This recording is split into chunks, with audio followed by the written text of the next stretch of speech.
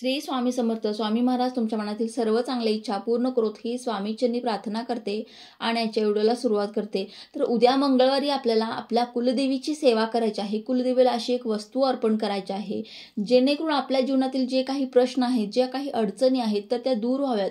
पहा, आपण काय करतो की सर्व देवी देवतांची सेवा करत असतो, परंतु आपल्या कुलदेवीची सेवा करणं आपण विसरतो. जर आपण आपल्या कुलदेवीची सेवा जर नाही केली तर आपण इतर सर्व देवी देवतांची सेवा करतो, तर त्या सेवा उपाय आहेत ते मार्गी लागत नाहीत, सफल होत नसतात. आणि त्यामुळेच आपल्याला प्रश्न पडतो की मी तर इतकी सेवा करते, इतके उपाय करते, पण तरीही माझ्या जीवनातील जे काही प्रश्न आहेत, जे काही अडचणी आहेत तर त्या दूर कशा होत नाहीत. तर याच कारणामुळे होत असतात, कारण आपल्या हातून आपल्या कुलदेवीची सेवा होत नसते.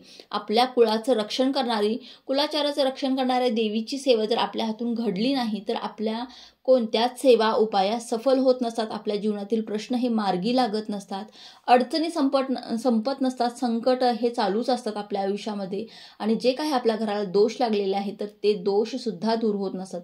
त्यामुळे आपल्या जीवनामध्ये कुलदेवीची सेवा सुद्धा करणं अत्यंत महत्त्वाचं आहे. आणि मंगळवारी, महिन्यातील कोणत्याही मंगळवारी तुम्हाला कुलदेवीची सेवा करायची आहे. असं नाही म्हणत मी तुम्ही प्रत्येक मंगळवारीच करा. जर तुम्हाला प्रत्येक मंगळवारी करणं शक्य असेल तर अतिशय उत्तम, पण तुम्हाला कमीत कमी कोणत्याही एका मंगळवारी जरी जमलं तर तुम्ही प्रयत्न करून पहा, तुमच्या जीवनातील सर्व प्रश्न जे आहेत ते मार्गी लागतील. तर कोणती वस्तू आपल्याला अर्पण करायची आहे आणि कुलदेवीची सेवा कशी करायची आहे हे आपण आजच्या व्हिडिओमध्ये पाहणार आहोत. त्यामुळे व्हिडिओ हा शेवटपर्यंत नक्की पहा.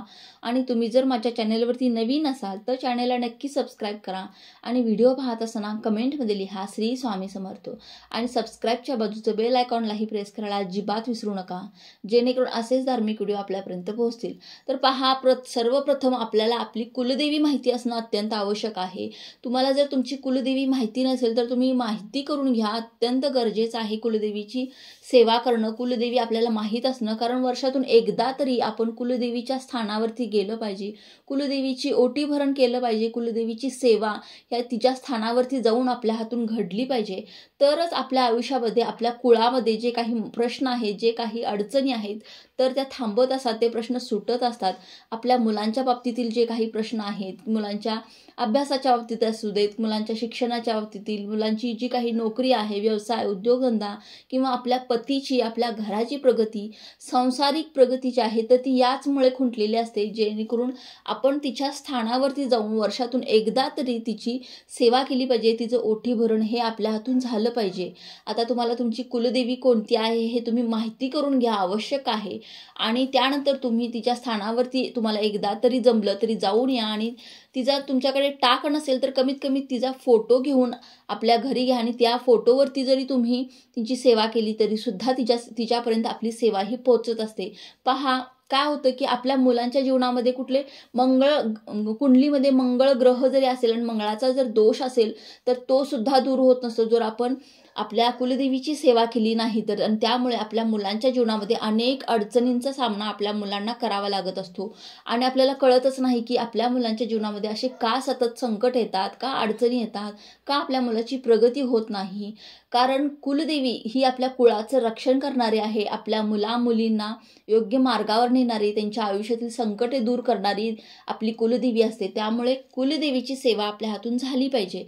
कुलदेवीची सेवा करण्यासाठी तुम्हाला तुमच्याकडे जर दुर्गा सप्तशतीचा पाठ असेल तर तुम्हाला आवर्जून करायचा आहे. दुर्गा सप्तशतीचा पाठ करणं तुम्हाला आता जमत नसेल, एक पाठ करण्याला कमीत कमी म्हणजे तुम्ही फास्ट पाठ करत असाल तर, म्हणजे वाचन करत असाल तर तुम्हाला 1.5 तास लागून जाईल.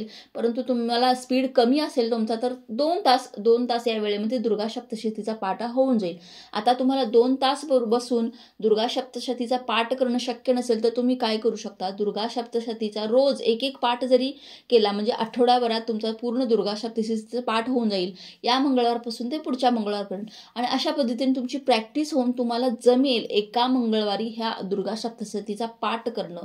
त्यानंतर मग तुम्ही असंही करू शकता की आपल्या कुलदेवीच्या सेवेवरती कुंकुमार्चन करायचं आहे. आपल्याला कुंकुमार्चन हे आपल्याला अंगठ्याजवळचं जे बोट आहे आणि करंगळीजवळचं बोट आहे आणि अंगठा आहे, या 3 बोटांनी आपल्याला कुलदेवीच्या टाकावरती कुंकुमार्चन करायचं असतं.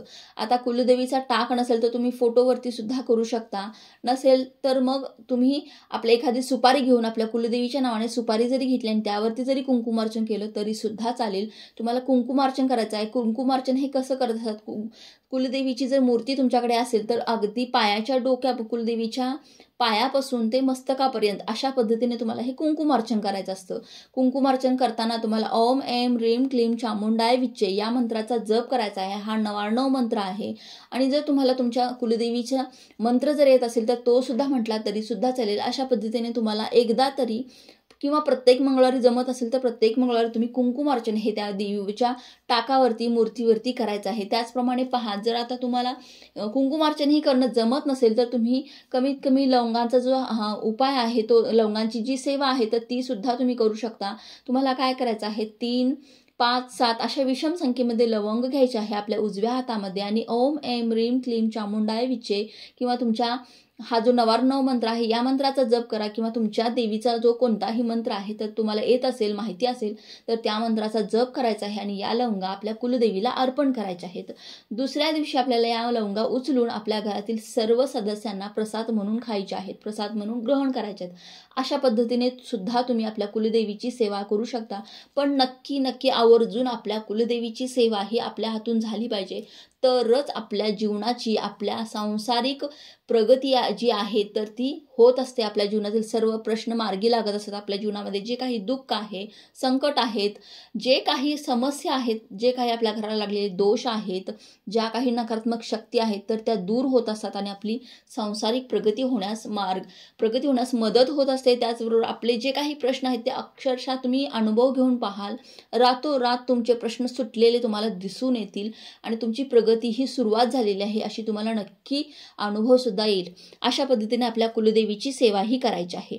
तर चला, झालेली ही सेवा मी स्वामींच्या चरणी अर्पण करते. व्हिडिओ आवडला असेल तर लाईक, शेअर, सबस्क्राईब करा. श्री स्वामी समर्थ.